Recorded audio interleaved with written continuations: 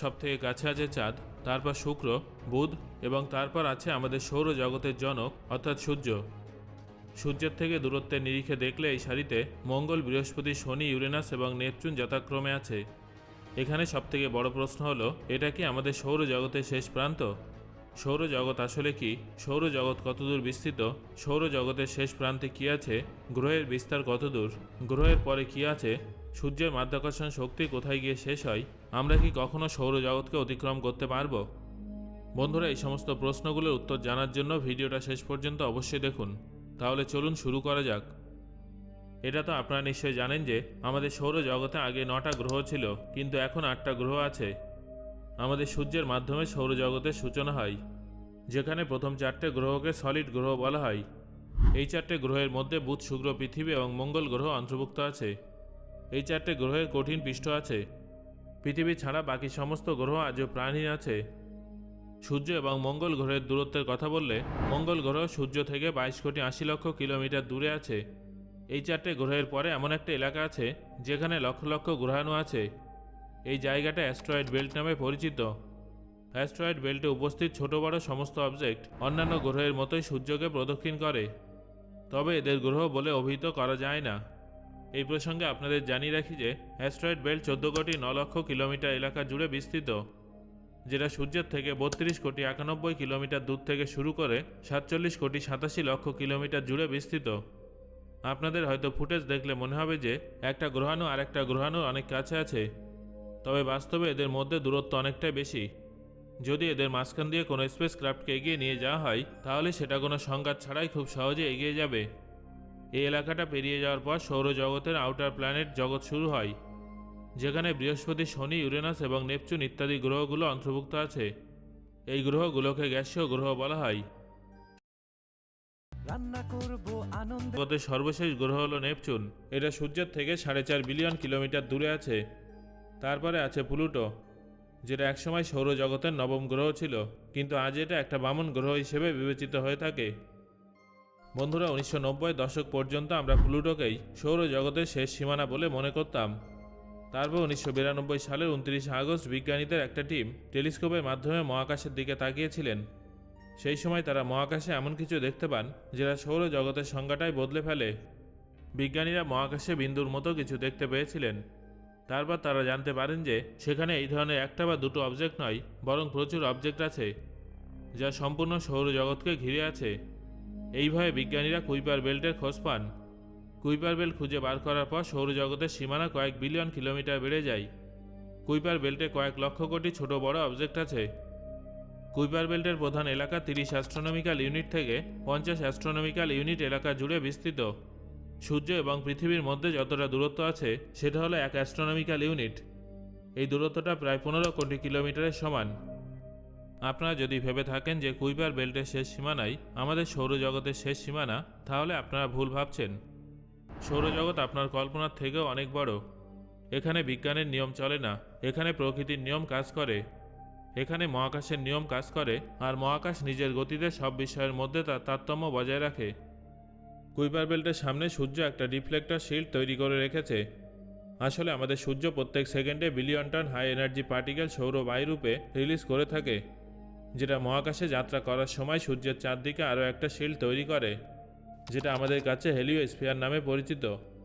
এই শিল্ডের কারণে আজ আমরা পৃথিবীতে বেঁচে আছি।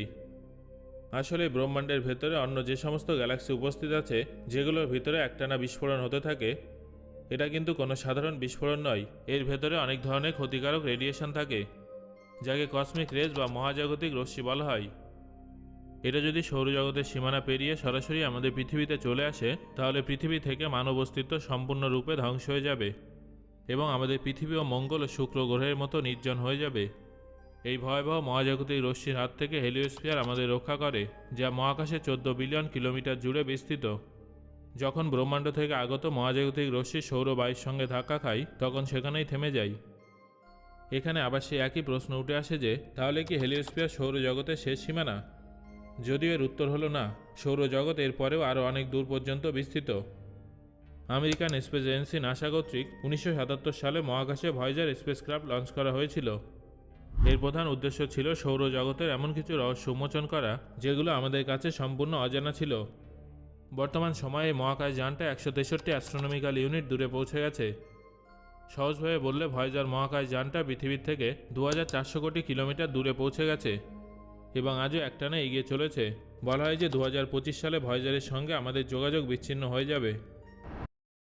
ওয়ালটন চেস্ট ফ্রিজারের বর্তমানে এর ব্যাটারি অনেক দুর্বল হয়ে গেছে এবং এর অনেক পার্টসও নষ্ট হয়ে গেছে, কিন্তু তারপরেও এটা তার যাত্রা চালিয়ে যাবে। এর মধ্যে একটা মেসেজও আছে যেটা উন্নত এলিয়েন সভ্যতার কাছে পৌঁছালে তারা এটা জানতে পারবে যে আমরা অন্য কোনো গ্রহে বসবাস করি।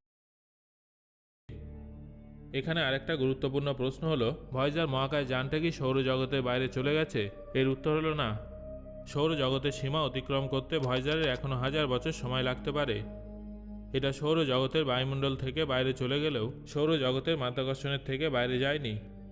এই মহাকাশ যানটা প্রায় 46 বছরেরও বেশি সময় ধরে মহাকাশে সফর করছে, কিন্তু আজও সূর্যের মাধ্যাকর্ষণ শক্তির হাত থেকে বেরোতে পারেনি। অন্য কোনো সৌরজগতে প্রবেশ করার জন্য এই মহাকাশ যানটাকে এখনও আরও অনেক পথ অতিক্রম করতে হবে, তবে সেখানেও একে অনেক বাধার সম্মুখীন হতে হবে। হেলিওস্ফিয়ারের পরেও এমন অনেক কিছু আছে যেটা সূর্যের মাধ্যাকর্ষণের সঙ্গে যুক্ত আছে। সূর্যের এত দূরের অংশকে আমরা দেখতে না পেলেও কখনো কখনো এইসব বস্তু সেখান থেকে ছিটকে সৌরজগতের ভিতরে চলে আসে, যা পৃথিবীতে উপস্থিত প্রাণের ক্ষতি করতে পারে। বাকি গ্রহগুলোর উপরে আঘাত করে, তবে যেহেতু সেখানে প্রাণের অস্তিত্ব নেই তাই কোনো রকম ক্ষতির সম্ভাবনা থাকে না। এইসব বস্তুগুলো আমাদের কাছে কোমেট বা ধূমকেতু হিসেবে পরিচিত। কোমেট আসলে দু ধরনের হয়ে থাকে, একটা হলো শর্ট পিরিয়ড কমেট আর দ্বিতীয়টা হলো long period comet. Short period comet মঙ্গল গ্রহের পিছনে উপস্থিত অ্যাস্ট্রয়েড বেল্ট থেকে আসে, কিন্তু লং পিরিয়ড কমেট এমন একটা রহস্যময় জগৎ থেকে আসে যার সম্পর্কে আমরা খুব কমই জানি। লং পিরিয়ড কমেট প্রত্যেক 1000 বছর অন্তর একবার আসে। সূর্যের থেকে অনেক দূরে থাকা এর মধ্যে বরফ জমে যায়, যা সূর্যের যত নিকট আসে তত গলতে শুরু করে এবং এর আকার ক্রমশ ছোট হতে থাকে। এই ধূমকেতু সৌরজগতে নির্দিষ্ট সময় অন্তর আসে। অনুমান করা হয় যে যেখান থেকে এই ধূমকেতুগুলো আসে সেখানে অনেক বড় ভাণ্ডার আছে। সেই জায়গাটা ওট ক্লাউড হতে পারে বলে মনে করা হয়। বিজ্ঞানীদের অনুমান অনুযায়ী এই ওট ক্লাউডে 2 মিলিয়নের থেকেও বেশি অবজেক্ট থাকতে পারে। যদিও ওট ক্লাউডের জগৎটা এখনও পর্যন্ত একটা কল্পনা মাত্র। বিজ্ঞানীদের মতে এই ওট ক্লাউডের গভীরে একটা নক্ষত্র আছে যার নাম নেমেসিস। বিজ্ঞানীদের ধারণা অনুযায়ী এটা একটা ডপ স্টার। ওট ক্লাউড 5000 অ্যাস্ট্রোনমিক্যাল ইউনিট থেকে শুরু করে 1 লক্ষ অ্যাস্ট্রোনমিক্যাল ইউনিট পর্যন্ত বিস্তৃত। বন্ধুরা, আমাদের সূর্যের সবথেকে কাছের নক্ষত্র হলো আলফা সেন্টাউরি, যেটা সূর্যের তুলনায় 4.2 আলোকবর্ষ দূরে আছে। আলফা সেন্টাউরিতে ওট ক্লাউড উপস্থিত থাকতে পারে।